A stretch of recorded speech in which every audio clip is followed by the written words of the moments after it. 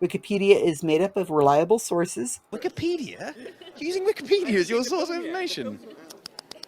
And not every book or article or award somebody has won is going to go on the Wikipedia page because we just can't have it full of fluff. I mean, some of the claims and things were said at my project and about Wikipedia. So there's a lot of editing on this one. So let's say Cold Art has won 5, took out the word prestigious, Walkley Journalism Awards, including the took out most coveted top award for Australian journalism, took out revealed new evidence suggesting complicity in the attack by Irish Sinn Féin, took out in 2008, he uncovered one of the biggest ever medical scandals in Australia. I've heard these things of by their peers, and I'm trying to figure out what qualifies as a peer. Not by your set standards, not by your neighbor's set standards, by Wikipedia's set standards that you are aligning yourself under the rules for.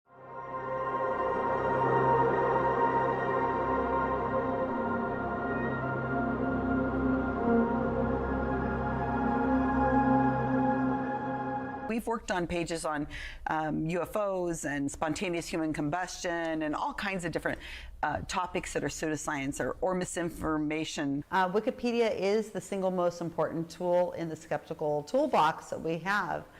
But we keep track of all the Wikipedia pages that we have made a massive a rewrite to or have written. And we are now at 1,230 pages. And we keep track of how many page views those 1,230 pages have, and we're at 51 million page views, over 51 million page views. Homeopathy, we've changed that page drastically. The lead, the very, very first couple sentences of the page, which most people is the only thing they read, we've used the word quackery. I mean, that's so awesome. I am so proud of these people and the other 100. I have 113 people, and I'm always looking to recruit and require more. Welcome everybody to an objective exploration of skepticism and belief with Cosmic Convergence, where the boundaries between doubt and conviction blur, revealing the intricate interplay of human inquiry. Over the years, Susan Gerbic has meticulously documented conversations and encounters in casual settings, primarily at skeptic conferences and events. Within these conversations lie invaluable insights from prominent skeptics like James Randi and Ray Hyman, shedding light on the essence of skepticism. With a background in social history and professional portrait photography, Susan Gerbic approaches these discussions with an objective lens, seeking to uncover the truths that lie beneath the surface. Each interview that Susan Gerbic does is a piece of the puzzle in our collective pursuit of knowledge, where skepticism and belief converge and diverge in intriguing ways. Through the About Time project, Susan Gerbic and her team engage in tangible efforts to promote skepticism while acknowledging the significance of countering false belief systems, from enhancing Wikipedia articles to countering disinformation. The aim of the Guerrilla Skeptics group, as well as the About Time community, aim to empower individuals with critical thinking skills, navigating the delicate balance between skepticism and belief. Their initiatives extend beyond mere rhetoric. They facilitate scholarships and nurture skeptical communities, fostering resilience in the face of adversity, all while recognizing the profound impact of belief on human behavior and society. Join us today in our objective quest for truth and reason, where skepticism and belief intertwine in a complex dance of exploration and understanding. Let's try to bridge the divide. Welcome, Ms. Gerbic, to Cosmic Convergence. My name is George. I'm one of the co-hosts, and we're very excited to talk with you today. I'm going to go ahead and go round robin with my other co-hosts here. They can go ahead and introduce themselves, and then you can go ahead and tell the audience a little bit about yourself, and we get into the questions round robin. Okay, John? Okay. My name is John Leeser. I'm 52 years old, and I've been through a lot in life, and some things have left questions in my mind. And I am, with full disclosure, I guess pun intended, a believer and consider myself an experiencer in certain phenomena. But at the same time, I always try to question A, what I'm experiencing, and B, what other people say that they're experiencing. I never try to take anything at face value.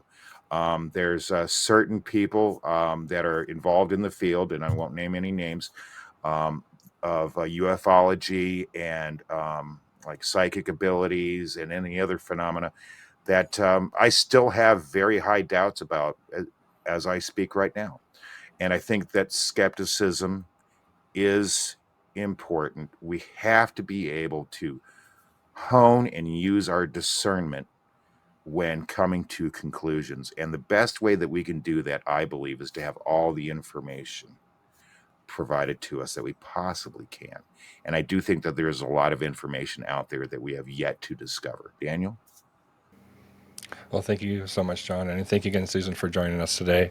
So, my background, I'm an experiencer, and I'm also had experience with remote viewing for about 4 years. I've always tried to approach things in a balanced way, and a lot of my own experiences and outside of my own internal experience, I've had a lot of interesting things with others, and being able to kind of have a have has really delved me into the mysteries of what reality is. And so any type of conversations I've always had with either gentlemen here or others, we've tried to approach it in a balanced way. So we're really excited about being able to get your expertise and your perspective on this. So thank you again for joining us. And my name is George. I am also an experiencer. I have a master's in psychology as well as a master's in education admin. Currently working on my dissertation on consciousness and the UAP phenomena. In terms of my personal belief system, right, I've found that when it comes to the UAP topic, as well as having that kind of skeptical inquiry, sometimes it's tricky to find that balance because we all innately have this tendency to want to believe. But if we're going to be intellectually honest, we got to look at all sides of the picture, of the equation. So challenging one's preconceived belief system, it's uncomfortable. It's also enlightening at the same time. And, I want to echo the sentiment from both John and Daniel about being able to have all aspects of the picture. I've had people that have been influential in helping me hone my belief system and my outlook on life. Would you name an influential person who resonated with you early in your commitment to skepticism, Susan? Oh, wow. That was a great introduction, George. Thank you very much. That's one of the best I've had. You did a really, really terrific job summing it up. I don't think there's anything I wouldn't agree with there. Interestingly enough, the picture right here behind me is of myself and Ray Hyman and James Randi, who were friends Oh, of cool. mine. And just thought that was funny because that picture's been there for a long time. Nobody's really ever noticed it before. Early influences, my goodness. I was not raised to be a skeptical thinker that I know of. I was raised in religion and I believed everything, but a lot of us have. A lot of us skeptics have. And so it was a slow crawl out of the idea that just believed in everything. My big bugaboo was spontaneous human combustion growing up. It really I just believed everything and Bigfoot and whatever. I mean, why challenge it? I was raised in a time, I'm older than you guys. I was raised in a time where we couldn't look things up. I mean, you had to go to a library and you had to grab a book, and the book was most likely going to sensationalize it, or, Hollywood had a movie. So, in today's world, we can look things up. We can look at and discover things. But in back in the day, I'm surprised more people didn't have a scientific mindset, because we really didn't have a lot of great examples that we could readily put our fingers on. I became very interested in psychics because of Ray Hyman. I attended a conference he had gone to, and it was speaking to the dead. And then I met a man called Robert Lancaster, who was somebody who started a to look into Sylvia Brown, the psychic. And he was very kind. He spoke with people who were believers in Sylvia Brown, and he had a way of documenting it with citations of sorts, really getting into the needs of the claims of Sylvia Brown. And the way he did it, I liked the way he did that. It was very kind and very thorough, and it was interesting. Then I started attending conferences, meeting people. I met Mark Edward, who's my partner, who's a mentalist and an expert on psychics, because he did it for years. Psychics are kind of my thing. That's where I spend most of my time. I am someone who has seen the worst of it. Most of us in the skeptic community look at it is from the side of harm.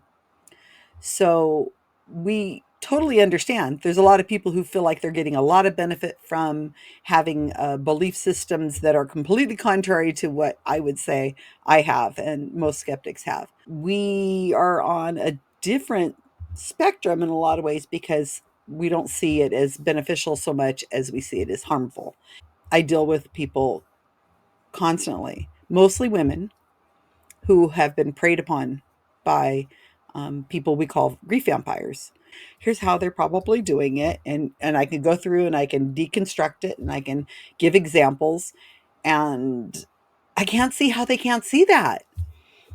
It's very frustrating. But what is going on in a lot of cases with when we're dealing with psychics is not only they want to believe, they need to believe. They're conditioned to belief from a very young age of life after death. A lot of these women, and it's almost all women, have never really challenged the idea of a life after death. That's just their worldview, and there's nothing wrong with it. That's just how they were raised. I was raised that way also. And so the idea of challenging it would be it would be very difficult, because their whole family structure, their life structure, their world experiences are in this belief of life after death, consciousness afterwards. And I'm just looking at it like you're being manipulated. They're taking your money. They're not giving you what you think. You're not seeking out real help. Um, and it's like a drug in a lot of cases. And it's very sad. It is a trick. Sometimes we trick ourselves. Sometimes there's a con person who's trying to trick you.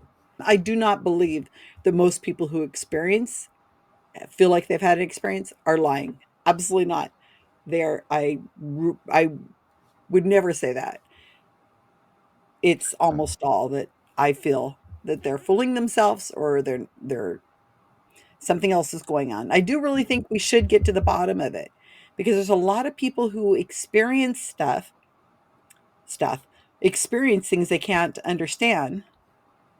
And there could be some real natural explanation for it that's important, like carbon monoxide poisoning, or prescriptions or supplements that people are taking that are interacting with each other and making people feel a certain way, see certain things.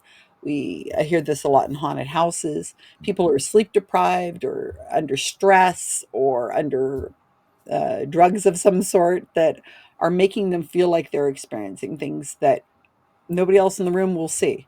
And so it's it's better, I think, to rule out those things, medical reasons and all those other things. When you have something left over, okay, then we can talk about it. But I think those all need to be completely eliminated before we can get to whatever it is that they think they're seeing, ghosts or UFOs or whatever.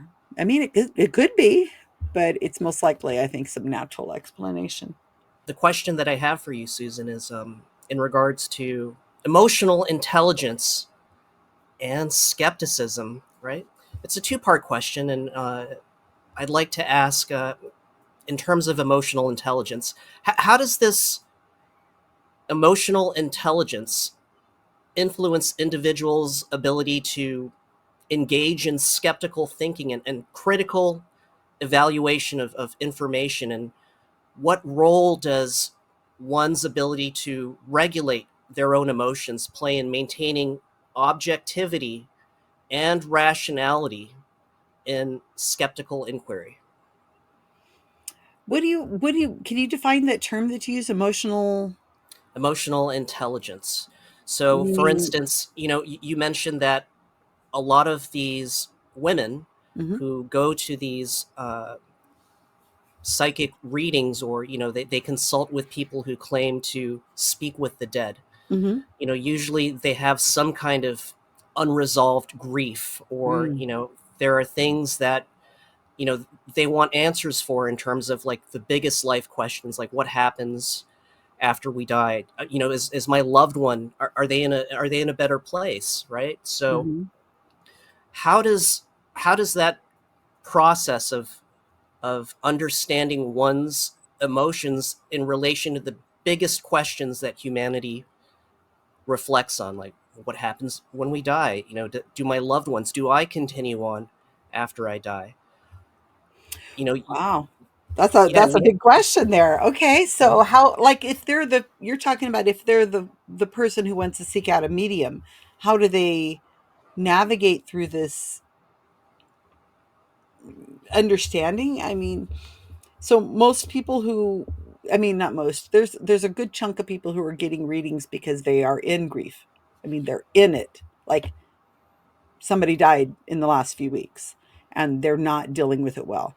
We see some people who have had deep, what is it called? Unresolved, it's an actual term for it. Unresolved grief. I can't think of what it's called. It's long-term grief where they're not able to move beyond it all. Like, they keep the room where the person died exactly the same years later. They never change Mhm. anything. They're constantly posting on social media about that one person and they just can't get over it. It's constant, like, I can't move on with my life. It's a deep grief that is deliberating. Can't say the word. Debilitating. Yeah. Debilitating. Debilitating. Thank you. Yes, those people really probably need to seek out serious therapy. And it may even need medication in some of these cases. I've seen many cases of this. They are um, it's sad. It's very cruel because to those people, they can't move on. I mean, death is around all of us. We've all had people who've died, and we will be around people who will die, and we will die. And so it is. I don't want to. Um, I don't want to make it seem flippant or anything like that, but we have to deal with this. We have to find a way of getting through this.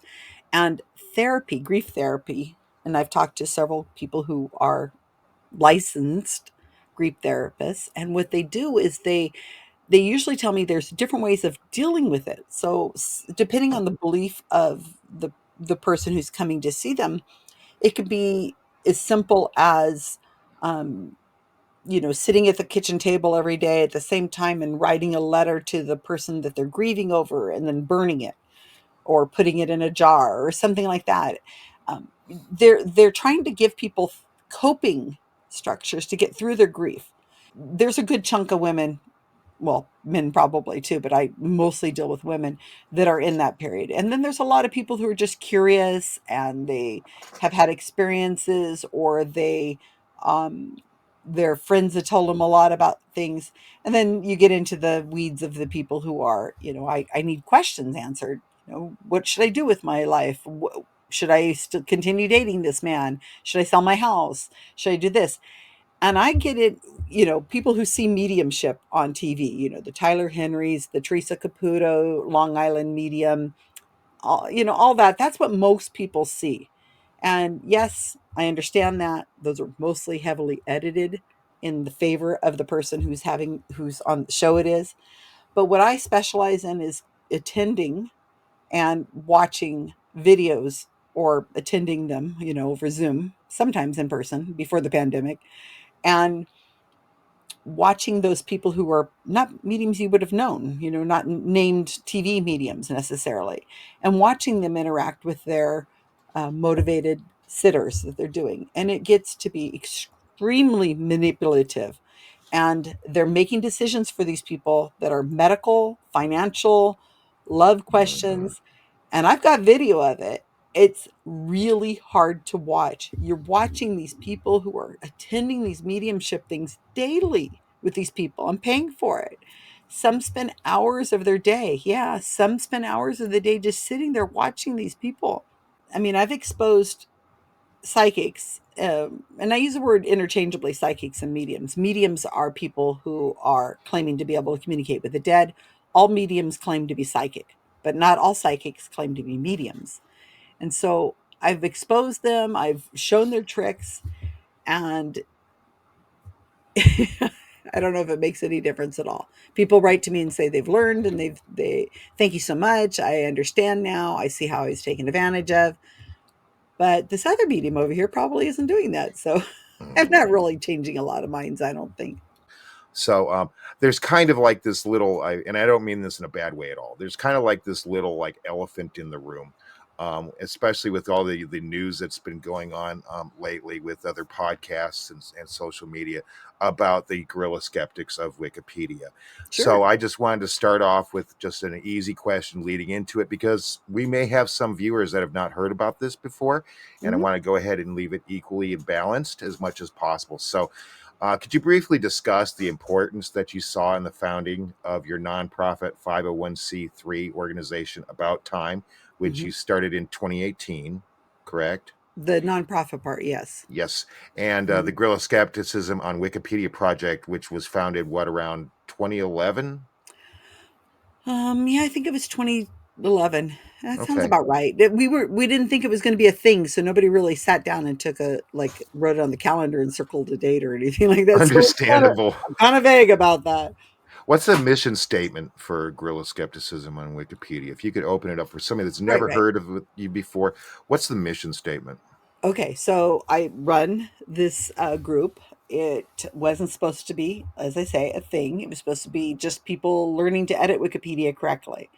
And I started doing it because I finally sort of figured it out. And a couple people said, and I posted like on social media saying, "Hey, I just figured out how to do this." And they're like, "Oh, that's cool. How do you do that?" And then it's kept growing from there. And then we had people who joined and said, "I really want to learn how to do this too." And we taught each other. Took a long time. We came up with our own training because Wikipedia is a nightmare to be able to edit correctly. And oddly enough, I just came out with a series on our YouTube channel of me. I've made 10 videos on answering questions about about Wikipedia. Like, why is it that I'm making an edit on Wikipedia and it won't stay? Or can I use social media as a citation? Or, hey, what's going on with that Luz Elizondo birthplace thing? So I've answered those questions. If the people like these kinds of videos, I'm happy to make a whole lot more. So my mission with the Guerrilla Skeptics on Wikipedia, we call it GSOW, is to improve Wikipedia pages. We mainly focus on science, scientific skepticism, claims of the paranormal, biographies of science and those kinds of people. And we do this and we write Wikipedia pages following the rules of Wikipedia, and we do this in all languages possible. And we have created over 2,000 Wikipedia pages. I think we're at 2,220 something pages. We write 45% is in languages outside of English. We are a group of volunteers. Nobody is paid. We have our own training program. We operate in a secret cabal. Ooh. As far as the team is concerned, we write about science, scientific skepticism, claims of the paranormal, people of science, people in general that are associated in that world. Probably 167 million page views by now of those pages, articles we've written. We are highly trained. The training is extensive. I see constantly problems with people have problems with the things we do. And then I have people who are on the other end saying, "This is amazing. Thank you so much." But why Wikipedia? Someone might ask. Why Wikipedia? I mean, Oh, is come it a on, man. We small use site? it. Is it a large site? I mean, a It's lot of ma people go to it, right? Right, About and what's it's not just Wikipedia because people, I mean, and I've heard this as an argument from people in the UAP or UFO world. They're very upset because these are huge pages. These pages attract. They're bigger than most websites, most Twitter accounts, most social media accounts, YouTube channels. They hugely influence things. I mean, you could do a Google search and you're going to get probably the first hit you're going to get is a knowledge panel with it broken down the Wikipedia article, like the first couple lines. If you ask Alexa or Siri or something about a person, place, or thing, they're probably going to repeat it back a Wikipedia page. And, same with AI, um, journalists, bloggers, everybody pretty much out there is going through and plagiarizing or sort of plagiarizing Wikipedia. So even if you don't directly go to Wikipedia for your information, we are getting our information from Wikipedia. So my goal and my team's goal is to make it as accurate as we can.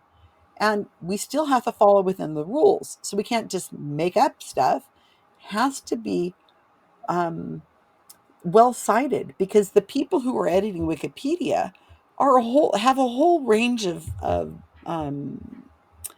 whatever their agenda might be. You can be specific with a question you really have. I'm open book. So shoot. appreciate that. Yeah, so I did have one particular question with just the Guerrilla Skeptics group in general. Do you feel like the organization, your group, do you feel like you, within the group, hit a neutral base of being able to edit the information, or do you feel like there might be some people that could have biases as well? Well, we all have a bias. We're biased towards science and we're about biased towards reliable sources. So Wikipedia is made up of secondary sources. We don't use primary sources. We rely on the secondary sources to be notable themselves, to have some sort of integrity, to write the best they can or report on the best they can. We can't do original research and go and look at statistics or look at things and try to make a decision. So yes, we're all there. I only have 100 or so people on my team, but there's, tens of thousands of editors out there. We're just a little tiny blip in the world of Wikipedia editing. So as far as bias, yeah, we're all biased. Well, everybody's pretty biased. I mean, if you're writing a Wikipedia page about something that you're interested in, usually, so that's a bias. And I'm Right. not writing about soccer players in Nicaragua or something like that. But you don't have to be an expert on anything because you're relying on the sources. It's good if you have background in understanding things, but I mean, I suppose I could write about birds or flowers or horses or something like that if I wanted to, but I would rather leave that up to somebody else who's more biased or who's more informed on that area. If you were to look at the big picture and really sat and looked at all my edits, you would see I take out a lot of vandalism and I take a lot of things out of it that I wouldn't allow on a page, even if it's a person I don't agree with or a subject I don't agree with. I will try my best to make it as neutral as I can with the citations that I have. But most of the time, we're attributing. That's why we use secondary sources. We say, according to this person, this is what they say. And that's what most Wikipedia pages are. And the person that you're quoting needs to be somebody who's notable in the subject and who's publishing in a secondary source that's independent from the whatever you're writing about. We can't quote websites. We can't quote from blogs. We can't quote from opinions of people who don't have Wikipedia pages necessarily. Daniel, it's a little hard to explain because it kind of depends a little bit, and I understand the frustration people have, which is why I have this editing team that kind of we talk about it. We say, how can I do this? I don't know. It's how would I say that? How would I do that? To kind of piggyback on what you were outlining earlier about the process for your approach when editing or refining Wikipedia entries and articles. Um, with regards to the UAP topic, right? Mhm. Mhm. I want to touch a little bit about that. And from what I'm able to gather from talking with you and listening to your thought process, it seems as though one of the quintessential elements of being a skeptic, Mhm. I get the sense that it's not telling people what to think, but more so how to think. Yeah. You mentioned earlier the biases issue, the cognitive biases issue, such as confirmation bias. I wanted to get your sense of the feedback that you've gotten from the UAP community, the UFO community, in regards to some of the work that you've done with the Guerrilla Skeptics in Mhm. refining or correcting, editing these entries on the UAP topic. What does it say about the feedback or the types of people from these communities about their confirmation bias, their belief perseverance? How does this ironically hinder the acceptance of scientific evidence in regards to the UAP topic as a whole? And how are you able to balance some of these claims of empirical evidence from members of this community that say, hey, this is a real phenomena? And how do you refute these empirical claims Mhm. to reconcile them? You ask these big, broad questions, George. They're just so big, and I don't even know if I could remember where I'm going with this because as you're asking them, I'm thinking about it. So if I don't completely answer your question, I'll break it down as best I can and just ask me again. Okay. So I think one of the first things you asked was, how do I feel about, I guess, how I really was attacked on UFO Twitter. I guess it's the hashtag UFO Twitter when it came out about different things that I had edited. I personally am probably the only editor on my team that really focuses on UFOs at times. I find it all really interesting. The whole episode, especially with Reddit and Twitter, oh my gosh, that was just like wow. I have never been so attacked in my entire life, and I have dealt with some of the biggest paranormal topics that you can imagine. Working, actually, spending time talking to people who are the, the big wigs of sorts in the community. I've never had the personal attacks like that. It was really eye-opening. It was just like, is this UFO thing like a religion or something? Because it was like, going into like a QAnon kind of Oh no. Pizzagate kind of stuff. I was like, what the heck? I mean, personal attacks, pictures of me being morphed and stuff, and just incredible troll behavior. And like I said, I've never had that before. It was all coming from this one community that I've never had before. And I've been doing this for 20 something years. So that, no, not 20 something years, 10 years, a decade. So there's that skeptic of me. I have to get it exactly right. Um, but what I felt about it was I felt so sad. It really was sad. People were reading something somebody had written, and then they were just immediately reacting like, this is a vile human piece of garbage in the community, and I mean, how dare she? And she's just a stolen valor. Oh, I'm like, what? I mean, some of the claims and things were said about me and my project and about Wikipedia were like, what the heck? You could go look this up if you want to, people, and you will have an answer. But no, you're just repeating what the last person said. Now, I 100% know that that was a tiny percent of the UFO community or the UAP community. It was just the trolley kind of people. And some of those people might not be well. That's how I thought of it. I thought these are some scary people because I hope they don't come and knock on my door, but I think they're not okay. And they hid behind anonymous names, which is always pisses me off because everything I always do, I use my name. And I think that we might have a better society if we all used our real names. because then we might not have such vitriol behind our posts and things. We might think about it a little bit more if it's going to follow you home a little bit. So I found it extremely sad because most people find this topic interesting are well thought, let's think this out kind of people. They're just not posting on Reddit and social media so vilely. And I thought they're just getting drowned out, and everybody's looking at these people that are going, "Whoa, I'm backing away from this topic because these people are making it look really scary." They're not asking me questions. They're not, and I asked people multiple times, you can have me on your channel. I will come and talk to you. What specifically is the problem? I'd say, like, what specifically is the issue? And let's talk about it. And maybe I'll make a change and change my mind. I don't know everything about Wikipedia. I'm certainly not an expert on any of this. It's just what I how I know what I do know. And they refuse to have me on their channels. And whenever they talked about me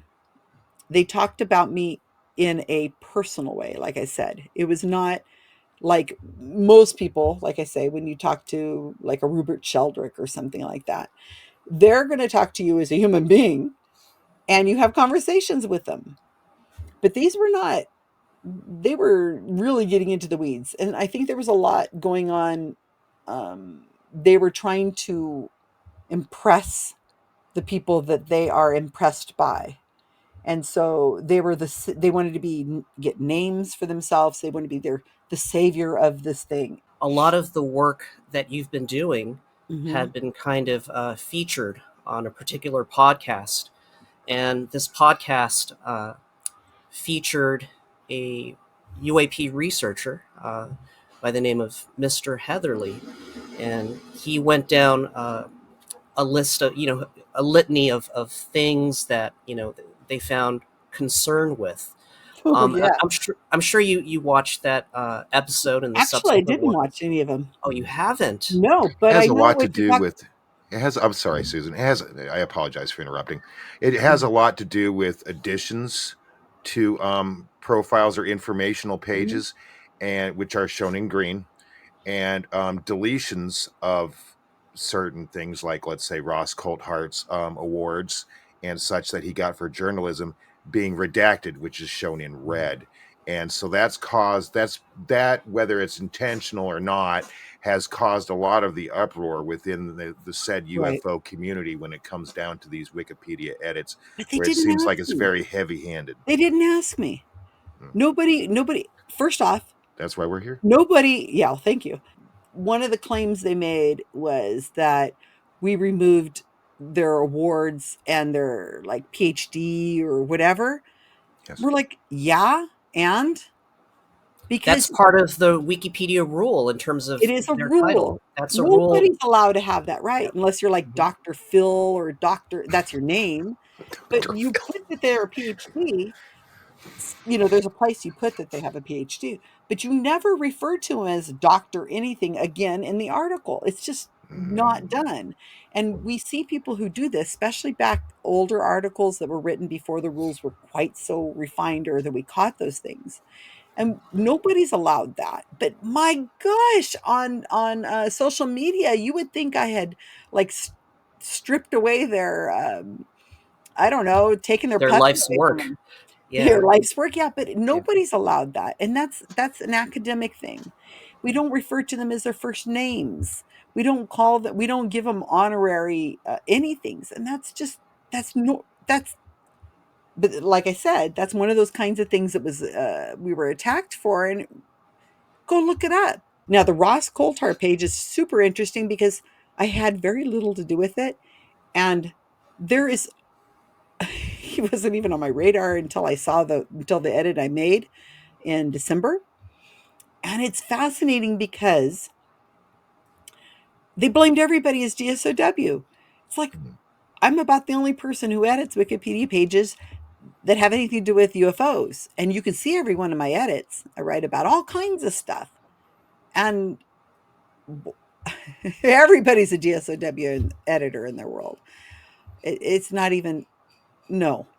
Not even close. And you can figure it out if you really wanted to, but they're not even doing that. Okay, so about the awards and about his I think there was something there was a people were talking about an awards he made, like he had like TV awards and something like Yes. that. There was a part that Something was like that I remember. specifically talked about that there was a fight in the newsroom during one of his I remember that. and Yeah, that yeah. he broke it up, but it was worded as to he was one of the instigators, Right. I and remember that was seeing on the that on the page. Wikipedia page, and the person who was the editor, I believe, who was trying to change it, I think I went and I looked, and it was one of the people who's a real or one of maybe a couple people that are real Wikipedia editors have been doing this for years. They're not on my team, so get that out of your noggin. I don't know these people personally, but I interact with them on Wikipedia. And I think they were trying to word it right. They were trying to make sure they explained it right. And, again, we're going with citations. So if the citation says this thing, that's what we have to use. We can't go to Twitter and ask or anything like that. It just can't, we can't do that. That's doing original research. When you're trying to do live edits, oh, I hate doing these kinds of things. When you do live edits, especially when there's a lot of focus on like the target, like Ross Coulthart was, is it Ross or Russ? Ross. When they're posting on social media and they have a huge following, what happens is there's a lot of fans that go in and say, I'll fix this for you. How dare they? How dare they? I'm so upset. And they all descend on the page at once. And you can look at the edit history, and it's like every second it's changing. And people are in there trying to change something, and somebody else is trying to change it back, and somebody else has an idea of how to do it this way. And it's like a feeding frenzy. I back off from those. And my team members are all taught run away from things like that. Because you can't have you can't edit it right because you got too many people descending on. A lot of people don't know what the heck they're doing, and they're just they're putting in adjectives and they're doing these things, and so when things I think what was going on with his page is I think things were getting moved around. Like they're like, well, the award section actually should be down here, not up here. There's kind of general rules about what a Wikipedia article would look like for a biography of a living person. You start off with the early history, education, move to this topic, and then it's down here. You have personal sections usually located down here. Awards are usually located underneath that. So things are getting moved around. And I remember seeing that a lot of people were saying that they had deleted the awards. And I think what was going on is they were moved and they weren't where they were earlier because they were being put in the right place. And I think that some of the awards, and I don't know this for a fact, but we don't put FYI, Wikipedia is not your website. And just because your name's on the top of it doesn't mean it's yours.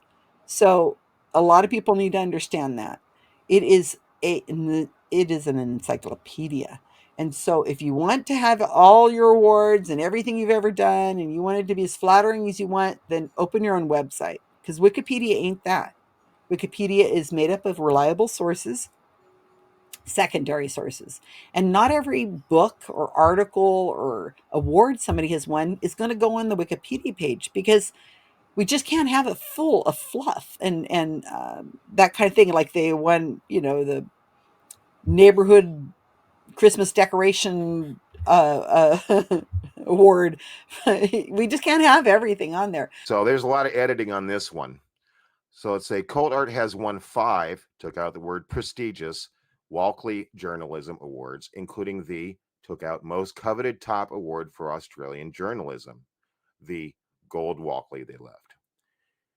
They've taken out that in 2010, his reinvestigation into, took that out, he reinvestigated, so they changed a little bit of wording, the murder of 2 young Australian tourists by IRA terrorists 20 years earlier. Took out revealed new evidence suggesting complicity in the attack by Irish Sinn Féin boss. Took out in 2008, he uncovered one of the biggest ever medical scandals in Australia, the Butcher of Bega. It won him the Gold Walkley, but also the Gold Walkley for Best Investigative Report. So they're taking out things like the Logie Award for Most Outstanding Achievement in Public Affairs, They took out the gold medal at the New York Film Festival for Best International Report, and for an investigation in how Indonesian and militia killers in East Timor had gone unpunished for their crimes. Took out Ross as the co-author of 2 best-selling books, Dead Man Running and Above the Law. Both exposes an organized crime in Australian and international outlaw motorcycle gangs. They did change in 2008. He wrote an Australian medical scandal entitled The Butcher of Vega. We want the most notable awards. So they, a Wikipedia person who's reading Wikipedia only has so much time and, reading space. So we want to summarize a lot of this stuff, and then you put links to it. So I'm not sure I answered your question fully, but I know you're right. That was one of those things that they were complaining about, was awards and honorifics, and somebody didn't like the way it was worded, and they were playing around with it. And I think it's okay now, if I'm not mistaken. I haven't looked at his article in a long time. Thank you for that perspective. I would like to get your response on, for instance, Reddit. And, a couple of us peruse Reddit. We read the comments and whatnot from the community. And this is a comment that, I'd like to read. I'm not saying that I agree with it or disagree with it, but, I want to get your response or perspective on responses like this from the community. Thus, the reason some of us on here are talking shit about skeptics, the original meaning of the word has been co-opted by people that are basically just deniers of anything paranormal or not already proven. They take pride in it, which should be a red flag. They're also not as logical as they think, because any flimsy debunk gets immediately taken up and hoisted up the flagpole. We should all be skeptical, but also still open-minded, because we really don't know shit. That it? How would you respond to this general kind of That's probably musing? pretty accurate. It's pretty accurate. I know a lot of people who say they're skeptics, and I think, I wouldn't trust you to watch my dog. I mean, I don't even have a dog, but I mean, there's a lot of people who don't have a lot of common sense, and there's a lot of people who are believers in the paranormal that I think have great common sense. And so I think there's a world of, like I say, there's people who think they know everything over on one end, and there's people who are still open-minded, and it's a huge group. And so I've met some real jerks, and I think they're all out there. The people I associate with, the people who I'm friends with, for the most part, are all, oh my gosh, if the paranormal was real, we would be there. It would be phenomenal. Oh my gosh, it would change our lives. We would adore that. That would be one of the best things in the world. And I'm in that camp. Oh my gosh, please let it be real. And so I think that probably fits an awful lot of people, and it makes me sad, because I think that conversations like we're having right now, I think, are so helpful. But again, there's a lot of people who do not want you on their show because they're afraid of what you're going to So say or whatever. you are open to the possibility that there may be something to the paranormal phenomena. I wanted to ask your Mhm. personal perspective about the UAP topic, and whether you believe that there's something actually there. With all the talk in the government and the halls of Congress, and the zeitgeist seems to be changing with Like life people on now. other planets, you mean? Yeah, what are Oh, your of course personal? there's life on other planets. My goodness, of course we know that. It's just a matter of time before we find something. How you define life, I don't know, but I mean, it could be bacterial. It could be, an actual a fish or something we would just say is a fish, or a planet of kittens. Wouldn't that be something else? Um, A yeah, lot of sure. scratching posts. And scratch it. Sure, why not? We're talking billions and billions. I mean, our little teeny tiny brains can't fathom it. I Are they out there and we'll ever have contact with them? Probably not. Are they buzzing our planet? Probably not. Are there things that modern science can't, in its current level of knowledge, be able to explain, Like as love? people are seeing? Well, there's a prime example. And that's seen as one of the most basic things of humanity is Even love, beauty. right? I mean, what is beauty? I mean, So we can measure it scientifically, and you can have a bunch of people. You could perform experiments and say, well, a person who's symmetrically even on both sides of the face, or the eyes are a certain diameter or a certain color, that's a more sign of beauty. Long hair, short hair, facial features that are like mustaches or whatever. but yeah, It's science is beautiful now, but not constantly beautiful then. right, and But science science is could define constantly that. changing. Culturally, this norm, this they could evaluate a culture in this one place. What do they think of as beautiful? So, yeah. So there's things.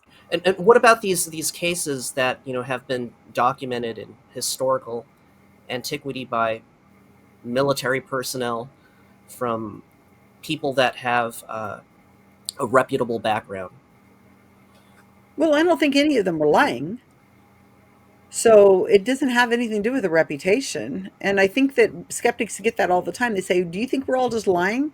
No, I don't think they're lying. I think that people make mistakes, or they may have an agenda, or they just didn't see it, because they say, from what I understand, that pilots are trying to keep from hitting things.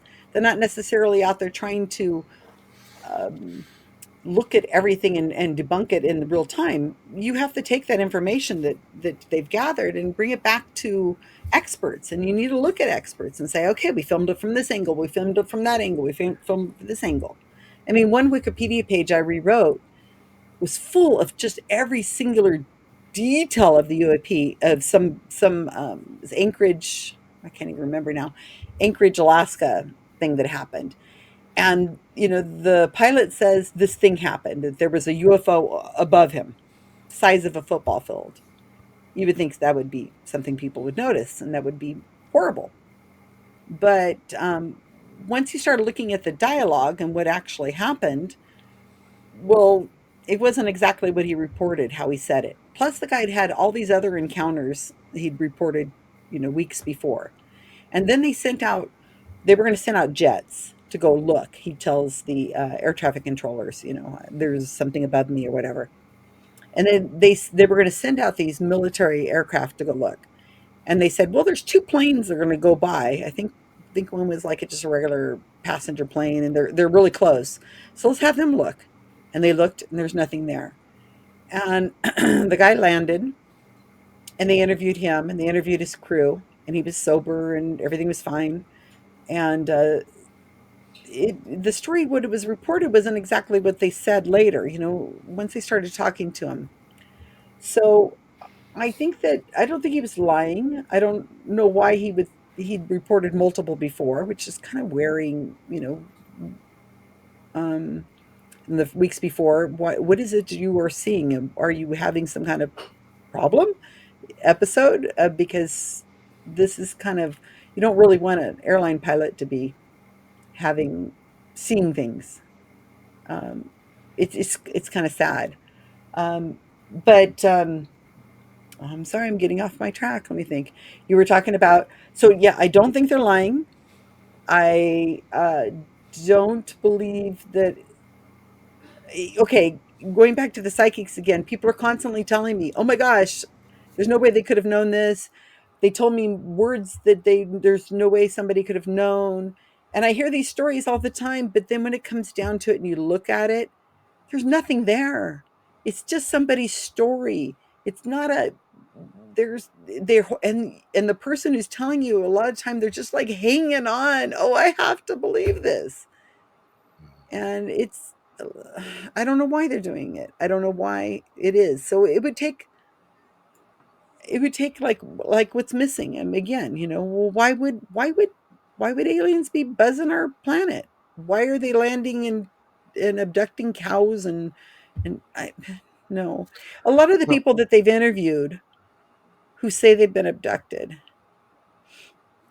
you look at them and you go, "Oh my gosh, that poor person. That no, they're not on they're not healthy." Are we still storytelling creatures, humans? Yes, we are. Do they like being the center of attention with their story they're telling? Yeah, they are. Is this story getting embellished and being misremembered each time they retell it? Oh yeah. Is there any advice that you could give to somebody that's new to this topic in this field and that's considering it for the first time? How to maintain that balance and maintain rationality and skepticism? Seek out people who are going to help you find the answers, not tell you the answers.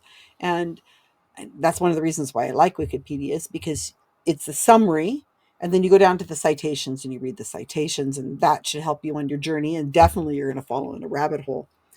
I want to read this tweet from Dr. Jack Sifrati, and Ooh, it's a why do you say doctor? Oh, giving are we credit where trying it's to due. use an honorific to make him sound like he's a little smarter than he is? I'm a little skeptical about it whenever they use that's doctor in front that's of anything. totally fair. He Nah, retweeted this re-X. email from Travis Taylor, and I'd like to get your response on this. Okay, And I'm sitting down. Travis Taylor said in a retweet from Jack Sifrati, quote, "The guerrilla skeptics of Wikipedia say is anything other than political, agenda-driven information control and suppression. Ignore these fools," end quote. And, quote, "the GSOW fools that changed my Wikipedia page, even remove titles of books I've written, are suppressing free speech and violating every ethics law known to man." Ooh, There's another section here where it says, let's see, them's fighting words. they sure are. Let Uh-huh. me get here You to know, we this can one. look at his Wikipedia article and see what he's talking about, and then we can actually have an answer if we wanted And to. this is all based off of the research that Rob Heatherly Oh had yeah, done. Rob. Now, it further goes on to state, watching this particular podcast with Mr. Heatherly raised my blood pressure. Yeah, There is an I agree. active disinformation program aimed at altering pages which this group of professional debunkers disagree with, or things they deem as pseudoscience. Susan Gerbic is the co-founder of Monterey County County Skeptics and skeptics. founder of the Guerrilla Skepticism on Wikipedia project. Hmm. The podcast shows a clip of her explaining at some skeptics conference how pages should be altered and In quote, 2013. yep, about some examples of this editing, like adding a term quackery to discredit an entry.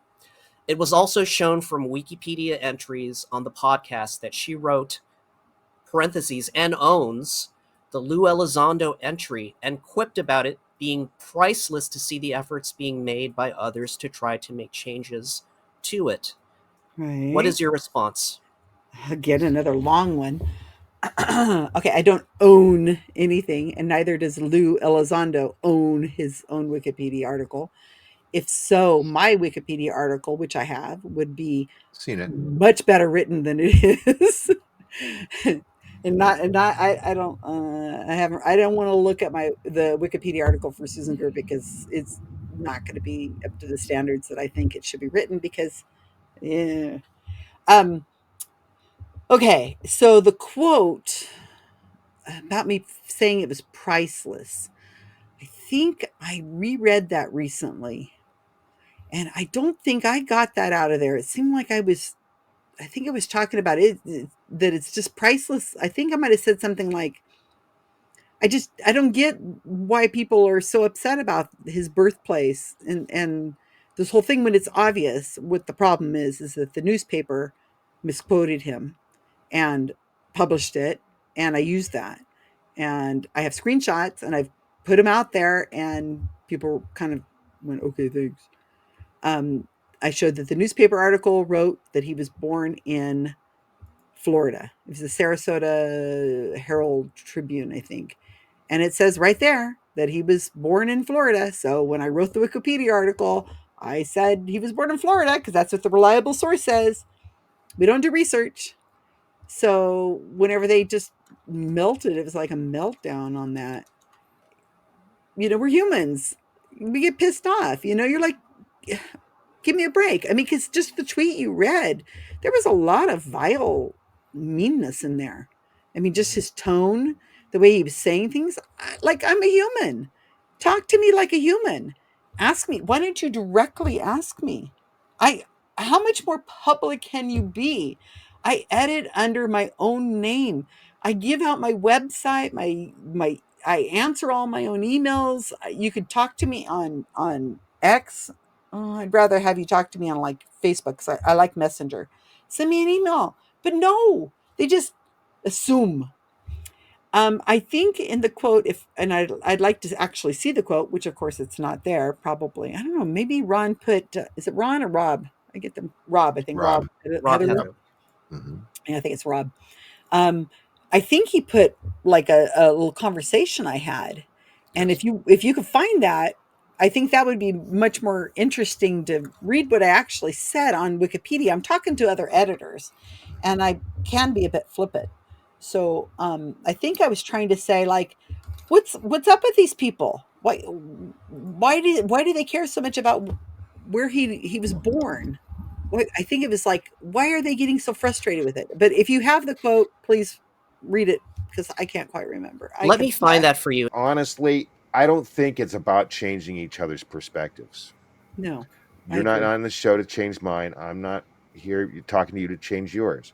There's a large chunk of people out there that don't even know, that Mhm. aren't, their minds aren't made up yet, and that's who we have to convince. We're all wanting to know the truth, and we're all wanting to know like the different aspects of reality. We come in this world and we have a certain, framework that we're raised in, and then we have, go through life, and we're, not, I wouldn't say this for everyone, because the majority of people just want to go through their lives and be able to watch TV when they come home and, just be Yeah, entertained. And that's okay. That's totally fine. we're But working hard here. Come on, yeah, man. I don't want to have to go home and do read an encyclopedia too. Just tell me. My right. feet are tired. And, it's one of these, it's, at least I know I could say for probably all of us, you know, we all talk amongst each other about our different experiences, and we all lend our advice or skepticism or experience to better understand things. And I think that is a really important part for both sides. I have a few other friends who are experiencers as well. They also have degrees and they've worked for NASA, other stuff like that, and they've had genuine experiences. So being able to talk with those type of people, where they're like, the understanding we have now of reality is not fully what it is. That's exciting. That's exciting to be able to talk and share all different perspectives. So being able to have people that are more on the side of science and skeptics, that is an important voice in that.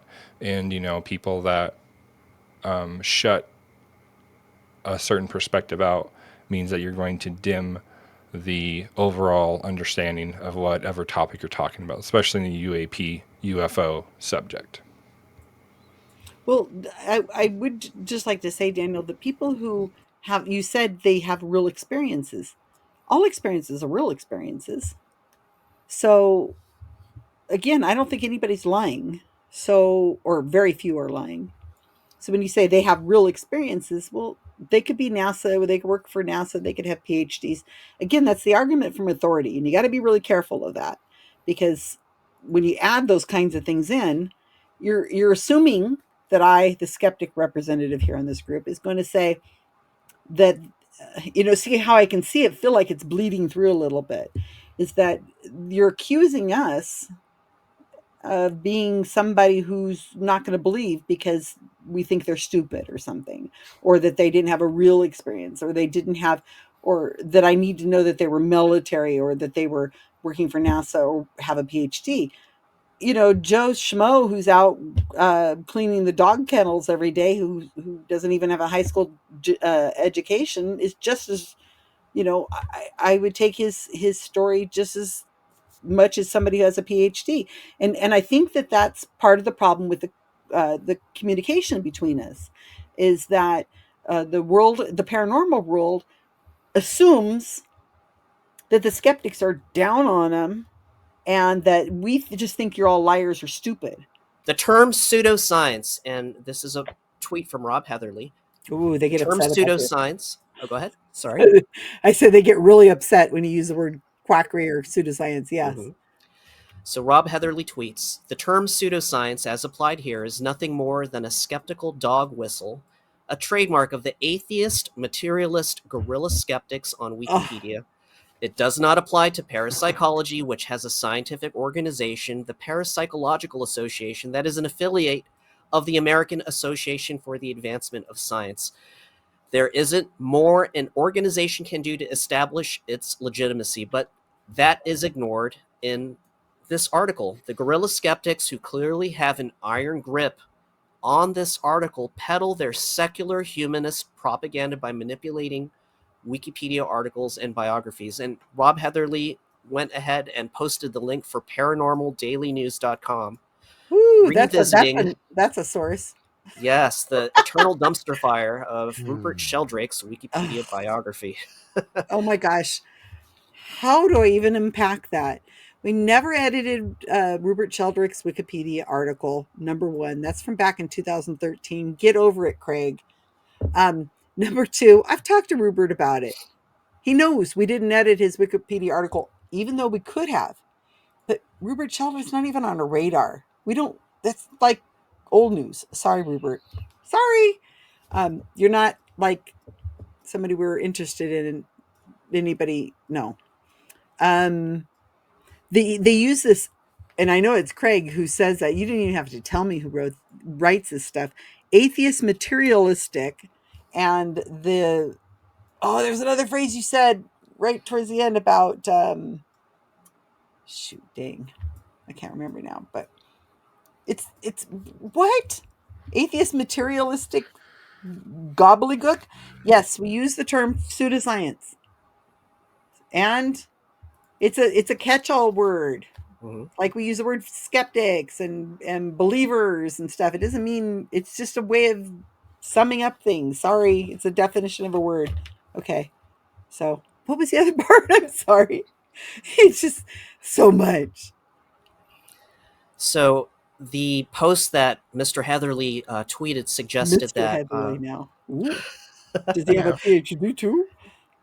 he suggested that I guess the approach of the guerrilla skeptics is Oh, somewhat we of a ran it. reductionist kind of. It's a materialist kind of reductionist Materialist, yeah.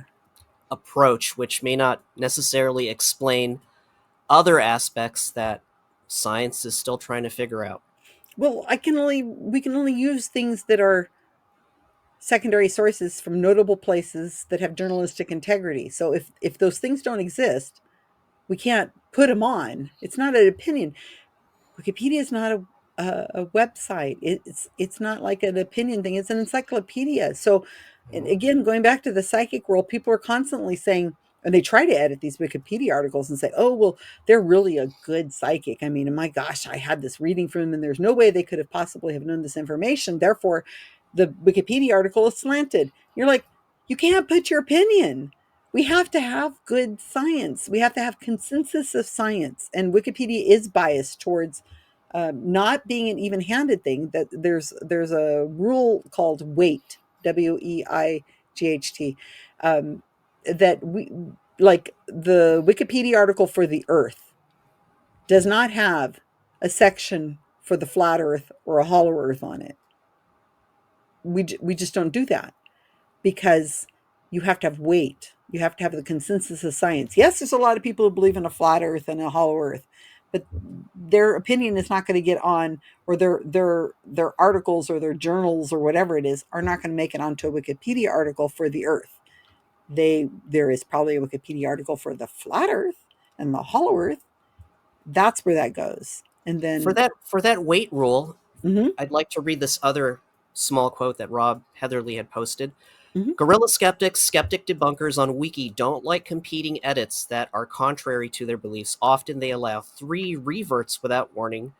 And Heatherly goes on to claim that the guerrilla skeptics then ban permanently from the platform. Oh, okay, good. That's a short one. Okay.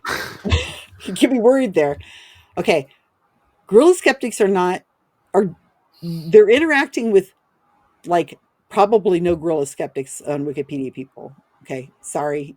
I don't care how they try to figure this out and get this fantasy that they're on. These are regular editors who are following the rules, who have existed far beyond the times than the Guerrilla Skeptics have been on Wikipedia. So they need to start with that. Okay, so they're not interacting with anybody who's running anything, who has the rules. I'm not an admin.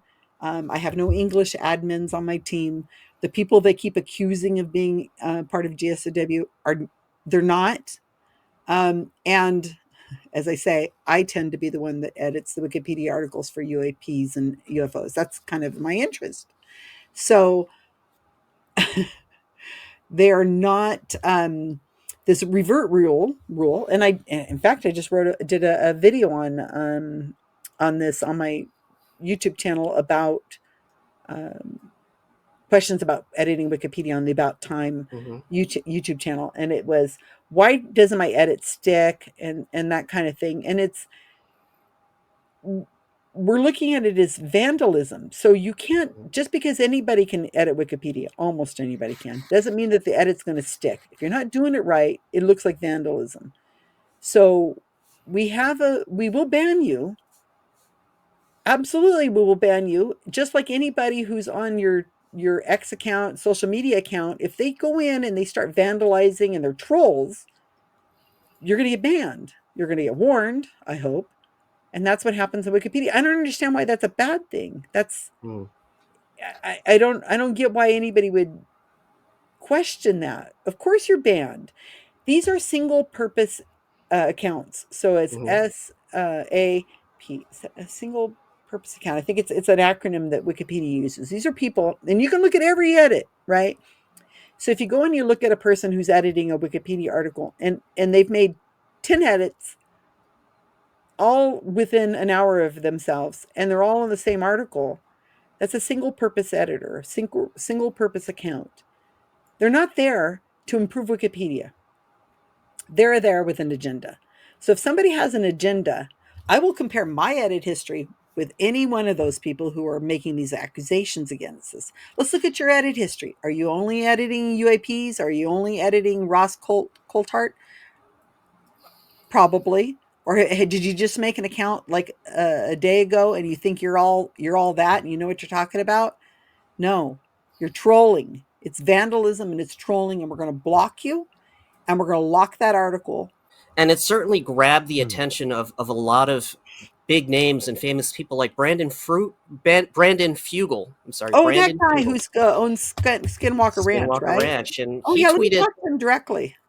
Yeah, we'd love to set that up. He tweeted, Wikipedia is being manipulated. Many people have attempted to create a Wikipedia page on me, only to have everything blocked and deleted, even though I have been profiled in many publications, received awards and recognition as a leader in my industry, and have a hit series on history. And a lot of the comments suggest that the Guerrilla Skeptics and the work that you do, they claim that the Guerrilla Skeptics are sort of weaponizing Wikipedia and other media wikis in some kind of a social vendetta against the subject. What is your response to that? I love this question. I'm glad you brought this up. Okay, so Brandon, look, here's what's going on, dude. Number one, you obviously want a Wikipedia article, all right? Okay, you reached out, and Rob Heatherly really wants to,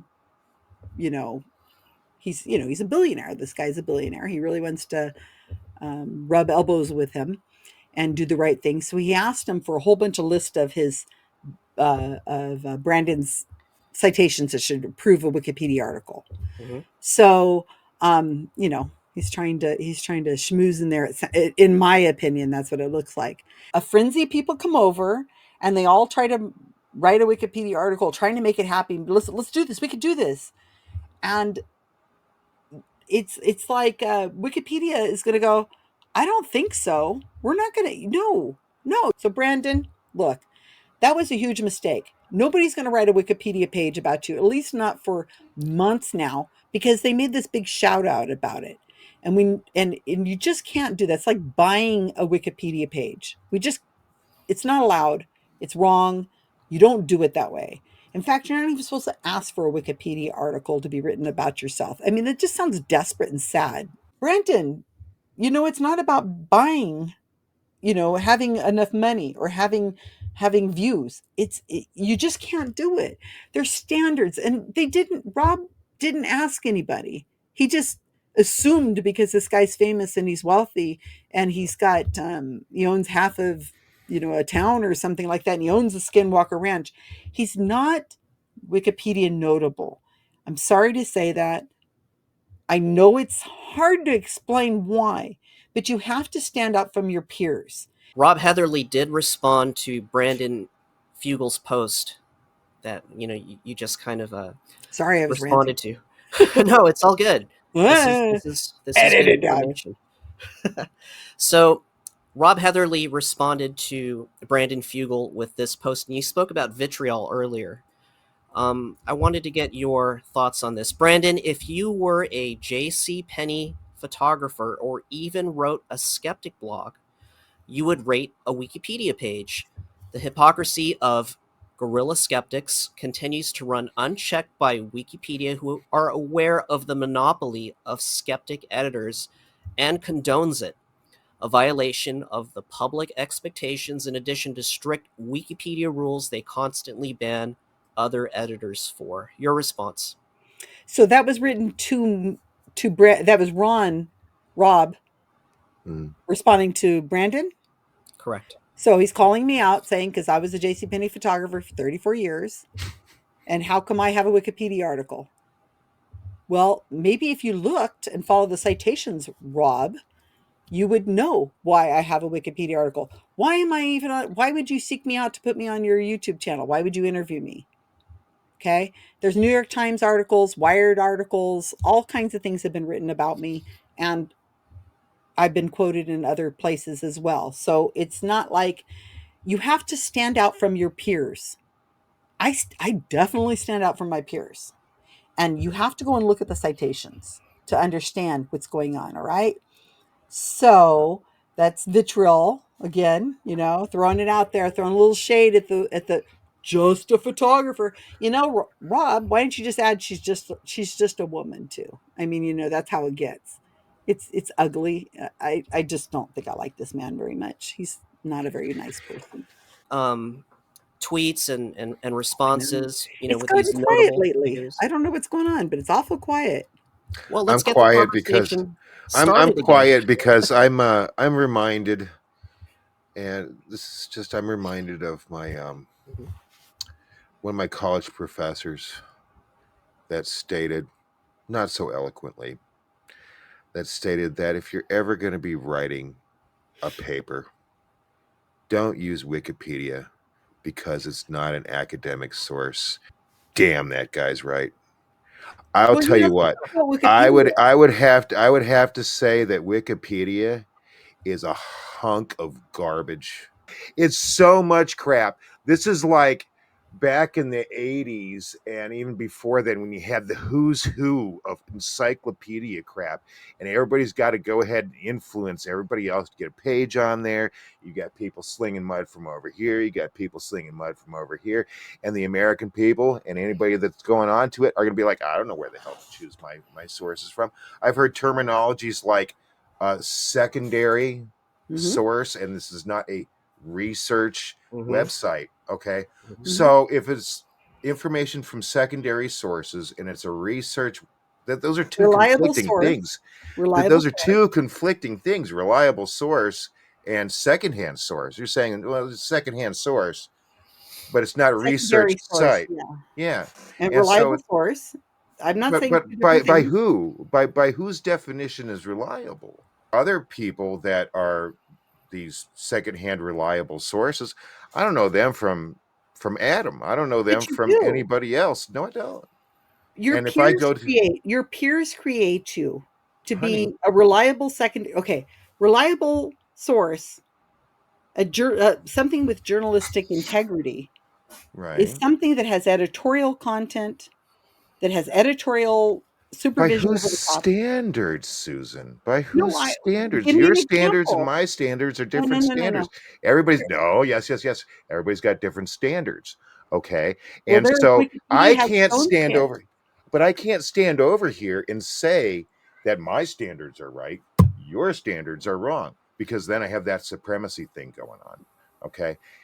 I'm just saying is that I think, and I'm going to predict that no matter what anybody does, Wikipedia is going to be dead in 5 years anyway, because everybody's fighting about it so much that people are not going to even want to go to that for the 5 seconds that they can spend on TikTok, unfortunately, because as we mentioned before, we're not doing our proper research when we're doing these things. And so nobody's trusting where the information is coming in the first place. And that's why we're getting all of these issues that are coming on right now.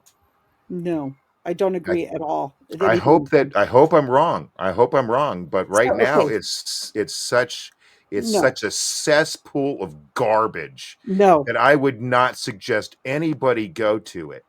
Thank goodness I don't have kids, because I tell them not to go to Wikipedia. And it's not just you guys. I'm not saying it's you guys solely. I'm saying as a whole, it is absolute swill. No. It all is. You know what? Everybody go to a damn library. Everybody do their own independent research. If you have to go to 30 different websites and gain a perspective, if you're dead serious about what the topic is that you want to research, and you're not just doing it to eat popcorn with, you're going to go to X amount of sites over here that have one perspective, X amount of sites over here that have another perspective, and you're going to come to your own damn discernment. Don't let me, don't let Daniel, don't let George, don't let Susan tell you how to think. Think for yourself. Open your mind for a minute. All right. Don't let other people do the thoughts for you. You don't like that we're having to use reliable sources No, I based didn't on say whose that. rules, but whose rules? Whose rules? Wikipedia's rules.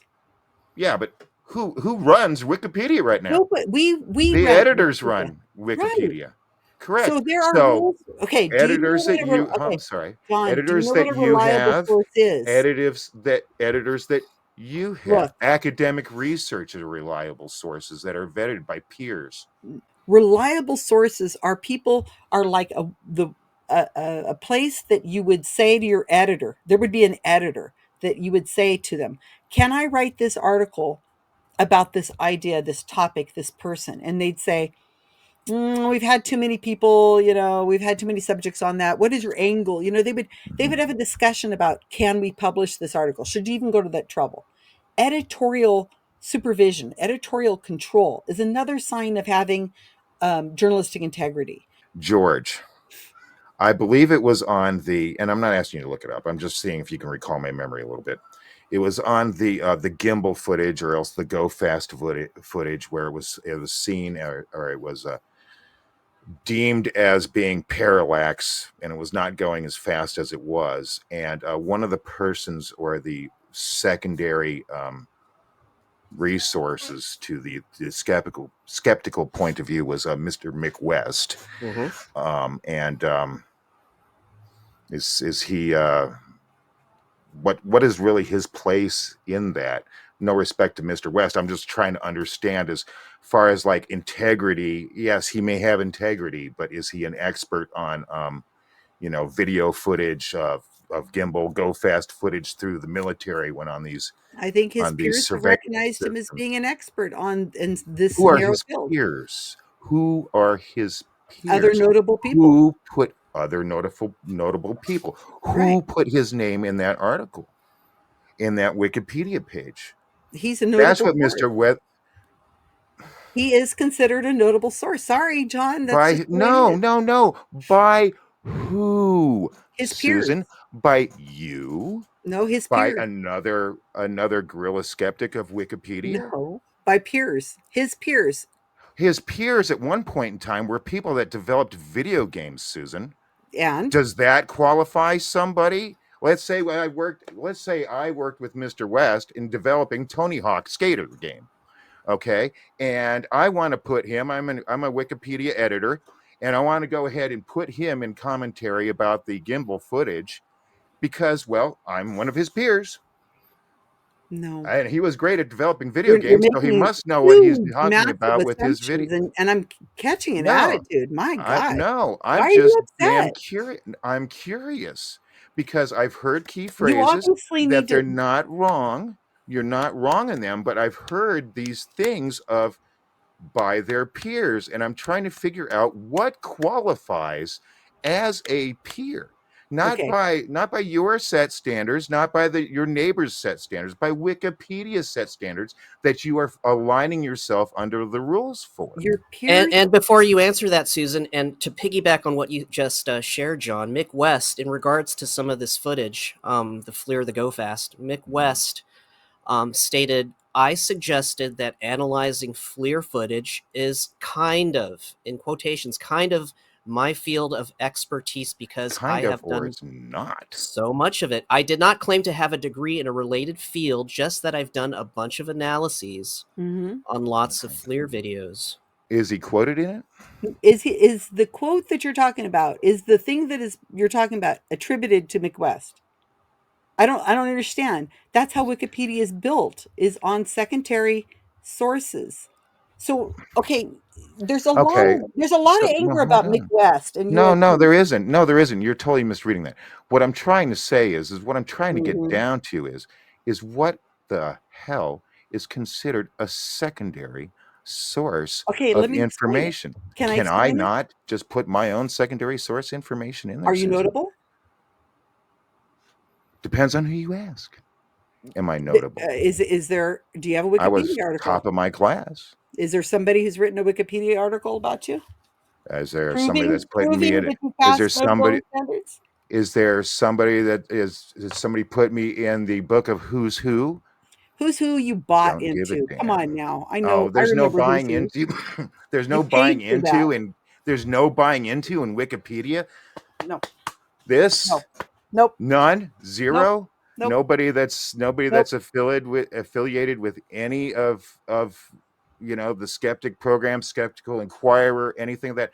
So if any independent researcher that's separate from any of these things can't go to one article about, not necessarily Lou Elizondo, but any dang article that has to do with phenomena, and go find changes in green or red, green being boosting up somebody that's affiliated with Guerrilla Skeptics or affiliated with About Time or Skeptical Inquirer. There's none of those. Exactly, and it kind of what comes to mind in terms of an analogy, Susan. Like if I were to look at a bunch of cancer X-ray photographs, Mhm. would that necessarily make me an oncologist? Right. That's a ridiculous argument to statement. Isn't Come on, that kind of George. what makes That is a what makes ridiculous statement to make. It sounds ridiculous. It does It's sound a fair ridiculous critique. because it is ridiculous, and you cannot just create a Wikipedia article for somebody. It No. just can't happen. You have to Mm. have these citations, otherwise they would exist. Mm. It would become a giant just this giant social media thing, like MySpace or something. Mhm. There are very strict standards, and if you haven't looked at those standards and you don't know what a Wikipedia notable source is and how to define Mhm. it, then why Mhm. are you accusing me Not making you making direct. pages for just people, and they're tapping? What is this tapping on the back stuff? What are you talking No, about? there's different No, payment no, besides John, no. money. You need to that's not No, okay. I don't You're need to accusing me stop. and my The whole- team of writing Mm. Wikipedia articles about people, and Well, you you're said being paid? yourself. What are you saying? You said yourself that That's bullshit. most of these most oh well most you said yourself at the beginning of the show that most of these people that do the editing on these questionable Wikipedia pages are not aligned with Guerrilla Skeptics. So They're just first regular off, editors. I never said that. They're regular Second editors. off, second off, I've seen that you said that UAPs and the UFO phenomena are not your expertise.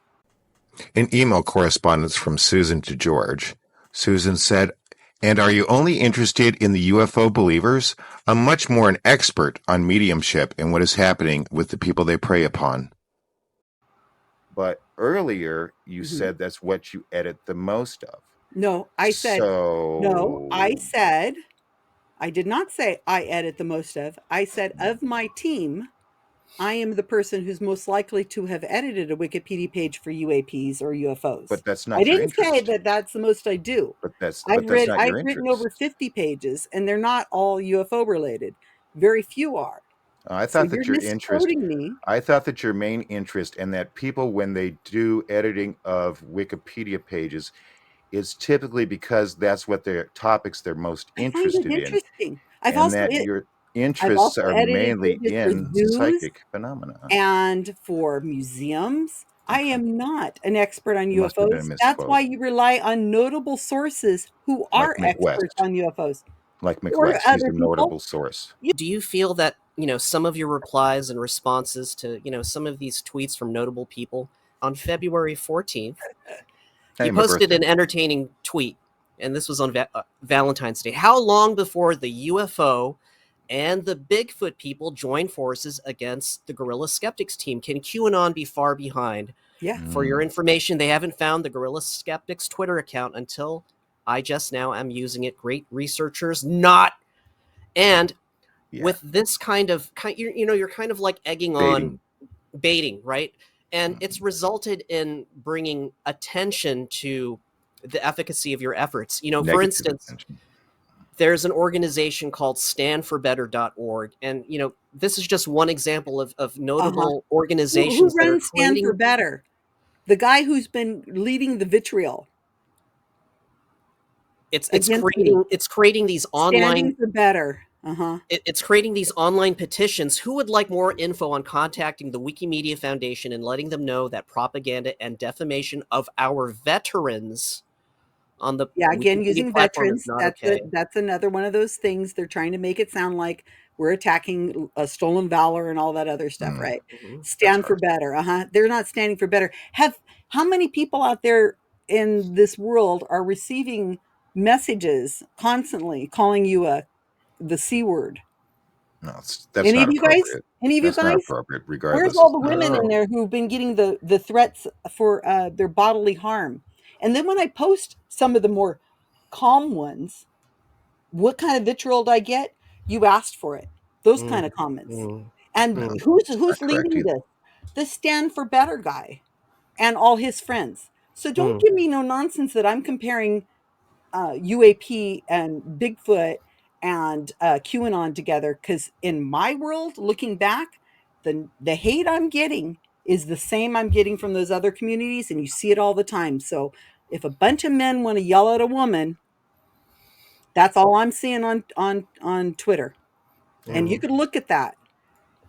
You go look. You can look at the feed and you can see the disgusting pieces of trash I'm getting from men.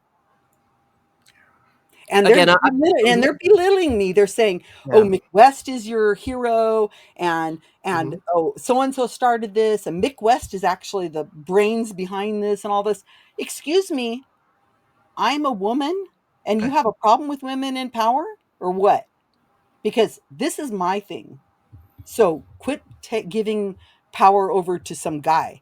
So I ask you this question: why aren't there more women in your community? Oh, there are. The That's a Bigfooter fair point. community is all men too. In my Mm. viewpoint, the Bigfooter community and the UFO community are like cousins, close cousins, first cousins to each other. They're making me out to be this vitriol. It's just awful. She's like, don't be mean to her, but she is ruining all of Wikipedia, and she's taking the valor from, she's stealing the valor from our military heroes. This is what's going on.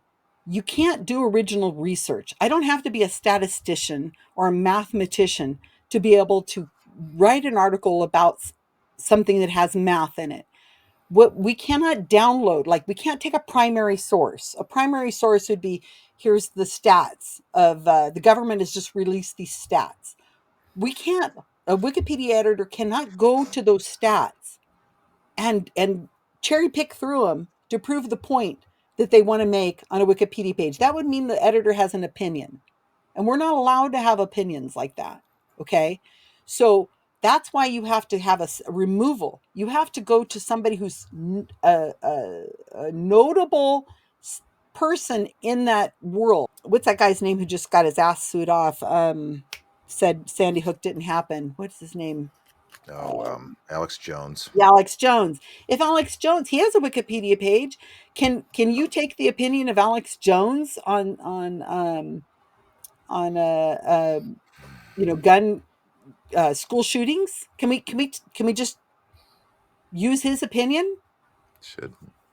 Well, okay. We have to have the same rules have to blend across everybody. I'm So glad we agree. his peers, they can't. It depends on who your peers are.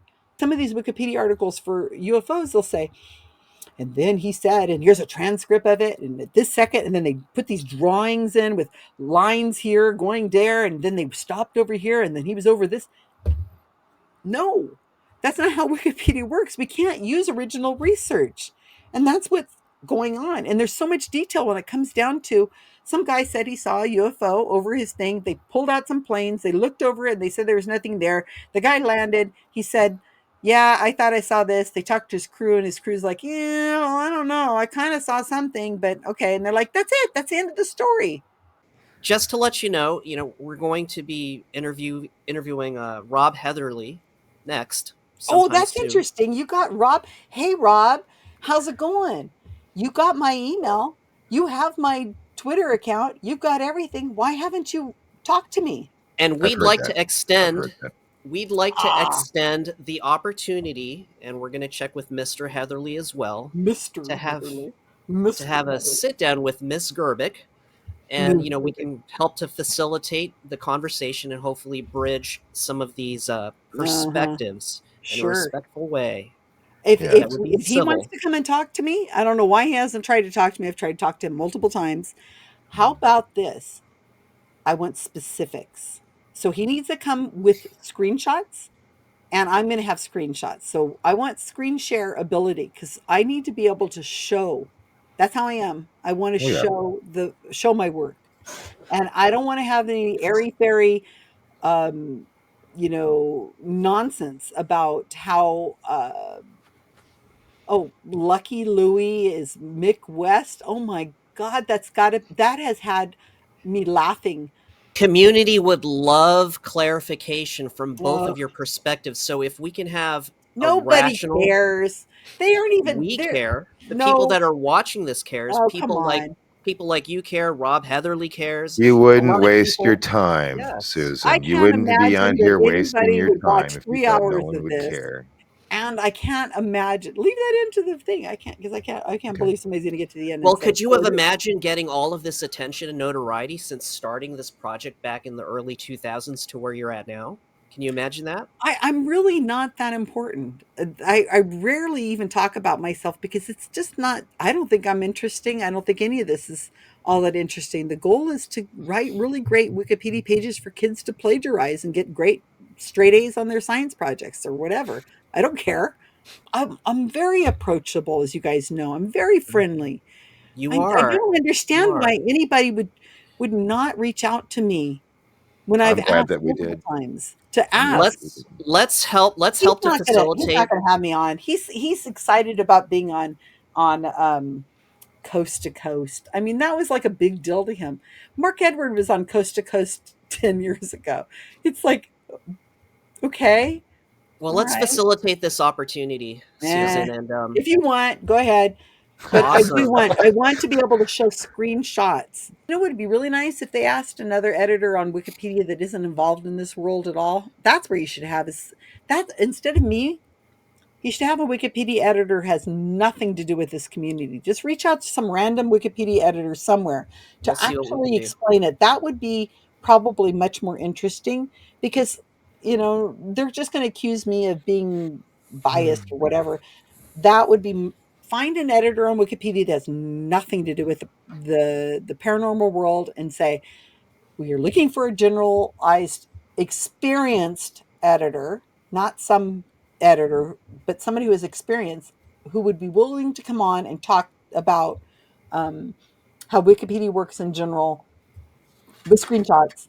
And we have As the an who objective third party. I think Yeah. that would be just him and that person would be fascinating because I think I don't even know why he Wait. goes So over you're there. you're you're you're changing your mind? You're backing No, out, I or don't need to. I just don't think that if people would find it fascinating. Of course, I'd be on it. If you asked me to be on it, I'll be on it. But I don't think it'd be interesting. Oh, I No, think believe probably us, it wouldn't will be. be. Probably wouldn't be interesting at all. I don't know why we'd waste our. Why do we waste our time with this at all? Exactly. We'll get you two together. Let's hash it out respectfully and civilly. yeah. Thank you, Susan. Thank you so much, Susan. Thank you. Bye, everybody. Thank you, Susan.